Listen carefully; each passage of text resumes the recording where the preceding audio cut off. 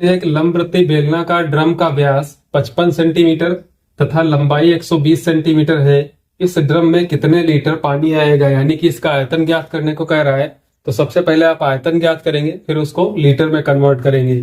तो यहाँ पर जो दिया है ड्रम का व्यास दिया हुआ है, व्यास बराबर दिया है 55 सेंटीमीटर। तो आप यहाँ से त्रिज्या ज्ञात करते हैं। तो त्रिज्या क्या होती है, व्यास की आधी होती है, यानी कि 55/2 सेंटीमीटर। इसको भाग नहीं करेंगे क्योंकि पूरा पूरा कटेगा नहीं। तो यहाँ पर त्रिज्या इसकी हो जाएगी 55/2 सेंटीमीटर। लंबाई का मतलब है ड्रम की ऊंचाई, यानी कि h बराबर दिया है 120 सेंटीमीटर।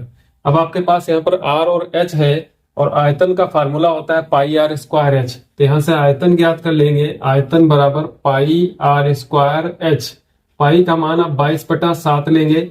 आर स्क्वायर है 55/2, आपको 2 बार लिखना है। 55/2 गुणे 55/2, चूंकि आर का स्क्वायर है इसलिए 2 बार लिखना है। और ऊंचाई दी है 120। यहां से आप भाग कर लेंगे तो 2 से काट देंगे, 2 दूना कितना होता है 4, और 4 से आप काटेंगे 120 को, 4 3 बार यानी कि 30 बार में कट जाएगा। यहाँ 7 से कुछ भी भाग नहीं होगा, तो आप 22 की और 30 की गुणा कर लें, 55 का वर्ग कर लें। 22 3 होता है 66, यानी कि 660 हो जाएगा। गुणे 55 का जब आप वर्ग करेंगे तो ऐसी संख्या जिनके इकाई पर क्या होता है 5 होता है, उसका वर्ग करने के लिए आपको पहले क्या लिखना होता है 25।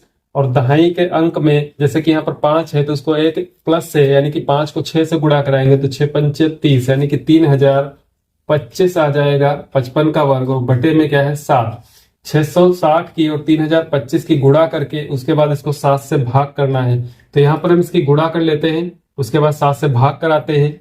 तो यहाँ पर 660 और 3025 की गुणा की गई तो उत्तर आया 19,96,500, और इसको भाग करना है 7 से। 7 से भाग करने पर यहाँ पर उत्तर आया आपका 2,85,214.3 सेंटीमीटर क्यूब।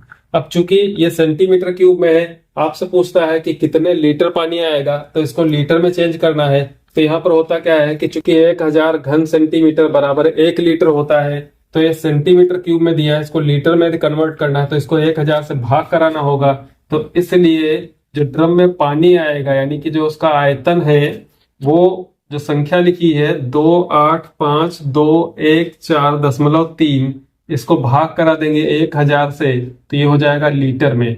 1000 से भाग करने पर दशमलव क्या है बाएं स्थान में, यानी कि बाईं तरफ चलता है, तो यहाँ पे दशमलव लगा है तो 3 जीरो है 1000 में, तो 1 2 3, यानी कि 5 और 2 के बीच में लगेगा तो हो जाएगा 285.21।